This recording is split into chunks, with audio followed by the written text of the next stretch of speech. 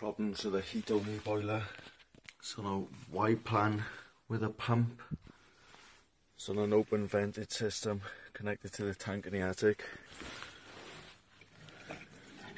Getting a lot of noise when the pump is running, especially if we put it onto constant speed.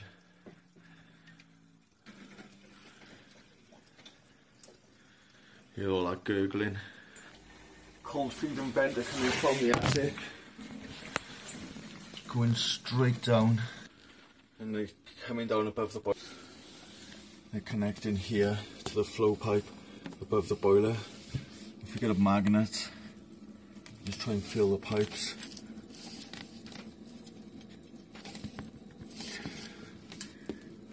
Feels like the magnet is sticking. So we're going to cut this lot out and reconfigure the pipework.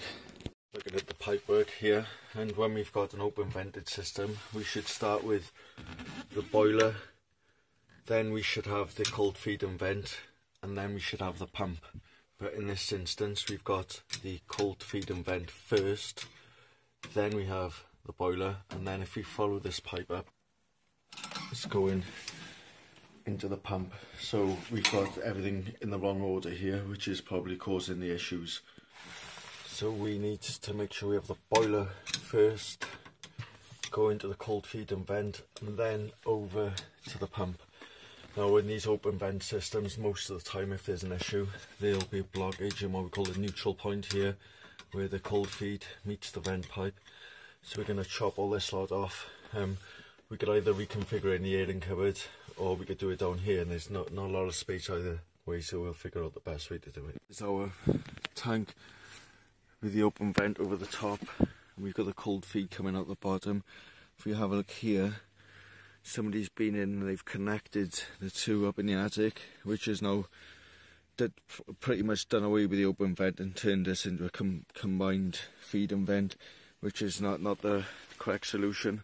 So we're going to reconfigure all this lot using some solder wire now to check the cold feed's not blocked. You keep unwinding it, keep pushing it down,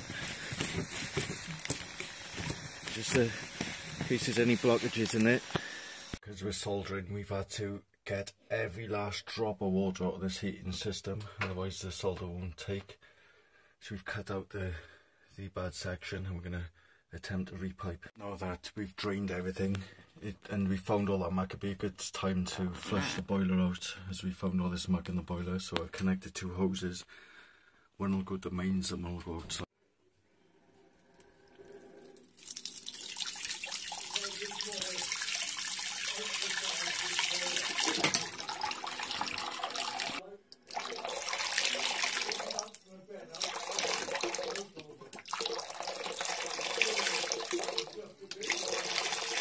We've cut out this H section, removed it, that's somebody's put in, and we've cleaned all the, you can't see it's dark, we've cleaned out all the sludge out of the header tank, which invariably will find its way into the boiler.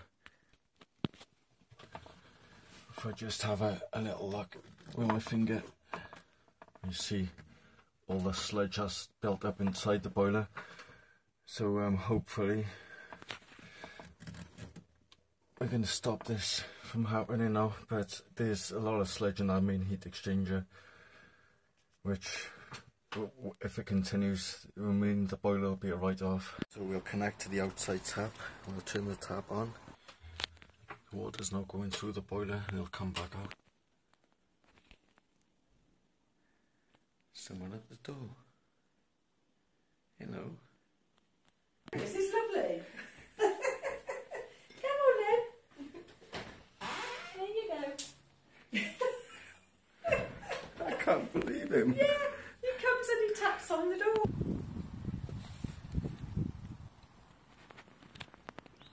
We can see bits coming out. And we've reversed the flow just to see what comes out now.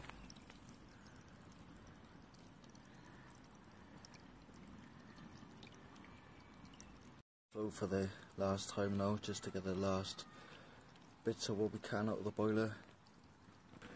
No more black flakes coming out, we've had quite a few big bits come out. Make sure we're putting an inhibitor in every time we drain a system. Pipes in the right order. We've got the flow coming from the boiler and it's going into this air separator, which incorporates the open vent and the cold feed, and then the pipe then goes around and up to the pump. We've also fitted 2 new drain off valves here, so if there's any problems in the future, it makes it a hell of a lot easier to drain down compared to what we've had to do today. And also this will help if we need to flush the system.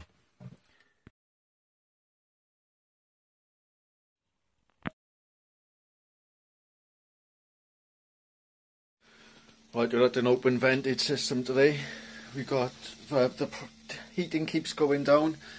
We can hear a lot of air getting dragged into the pump. We've got this Glowworm boiler here that keeps going into a F22 fault, going into overheat. You can see the temperature rising quickly there. We get an F25 F11s, all related to circulation. Let's just have a quick look at the system. We've just come into the header tank and we just want to have a look at the cold feed in the open vent. This is the open vent and this is the cold feed. Now they've been combined right by here, so they tee into one another, which they shouldn't do. They should combine at least a metre below this and not more than 2 metres away from the pump.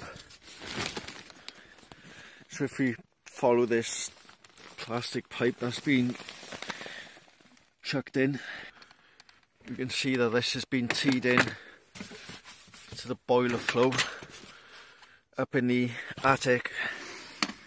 Now the correct place to have put this would have been in the airing cupboard, so at least 6 inches away from the pump, but no more than 2 metres away from the pump. And you can see this is way more than 2 metres away from the pump where they've put it. So we're probably going to bring all these pipes and tee them all together around about by here. We also looked at the quality of the system order, and it's absolutely filthy. The boiler's actually blocked up with sludge, so we're going to do the power flush. And we can flush out all the muck out of the system. It'll take about a day, and then we can rejig this pipework then, get it all going.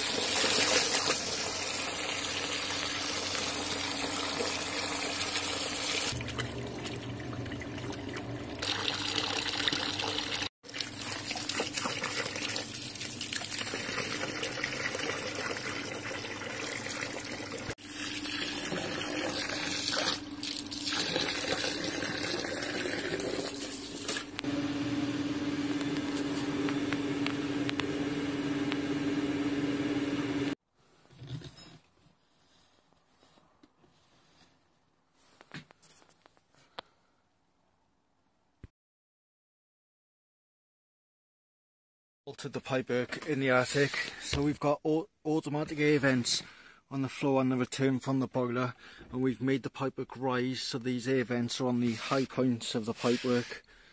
So we've altered our clips. Also got a new header tank there.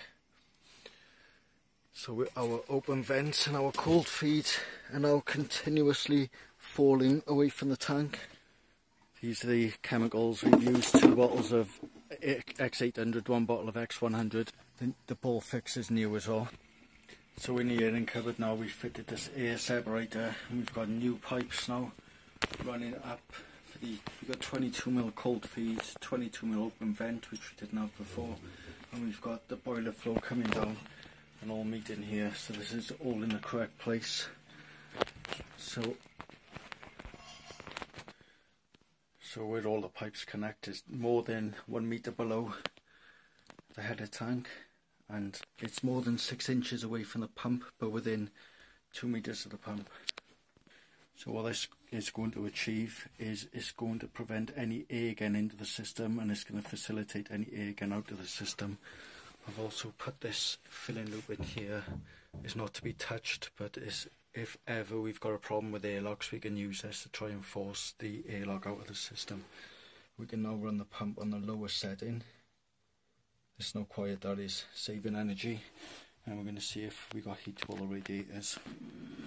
Okay, boiler's fired, and you can see now it's not shooting up in temperature. You always done this, yes?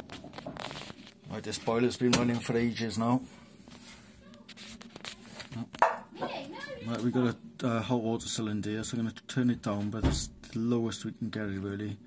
It's about 65 degrees without causing any issues with Legionella. So it's been running for ages, and you can see the temperature is just sitting lovely. Boiler's still fired, whereas before it was just shooting up really quickly, overheating, and then throwing up the error code. So what we've done has been a success. We've also had a drain off here which was faulty, and we've replaced the insides. The pipework in here was an absolute mess, so we've just repiped this radiator, put new valves on. We've also done the tails on 3 more radiators as they were leaking. Right, we've got the pump on this lowest setting, so if you can see now we've got this light is flashing with the curve, and we've got the number 1 flashing. Now if we want to increase the speed of the pump, press it once, we'll have number 1 and number 2 flashing with the curve. Okay, if you want to get back to where we were, you need to cycle through the various options until we get back to number 1 with the curve. Now if you want to put this pump onto its maximum speed, you need to hold the button down for about 5 seconds, and then we'll go into old-fashioned mode. We just have the buttons on the right lit up, and number 3 is maximum speed. Now this is going to use more electricity, and we shouldn't need to put it on to number 3, so I'm just going to stick it back where we were. But if there's any problems with the radiator's not heating up, we know how to go through the different cycles of the pump. The flow from the boiler, and it's going to the cold feed first, and then the open vent, and then the pump, and we should have open vent first, then cold feed, and then pump. We've tested it with the magnets, and the magnet is sticking to this lot of pipework here, so that means we've got blockages in the pipes, so we're going to reconfigure all this lot.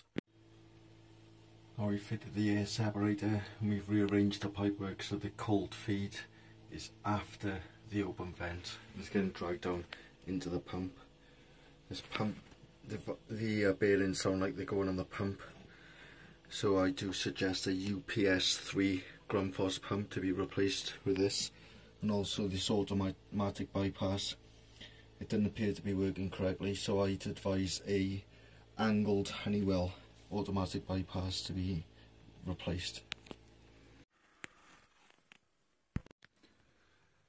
The flow from the boiler,